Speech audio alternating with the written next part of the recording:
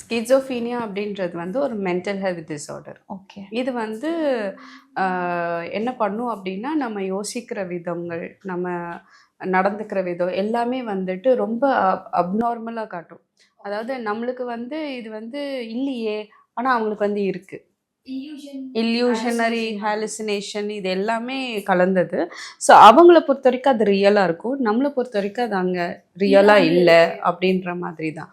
So அவங்களால வந்துட்டு நெறைய விஷயங்கள் அவங்களால நார்மல் லைஃபே லீட் பண்ண முடியாத லெவலுக்கு அது இருக்கும்.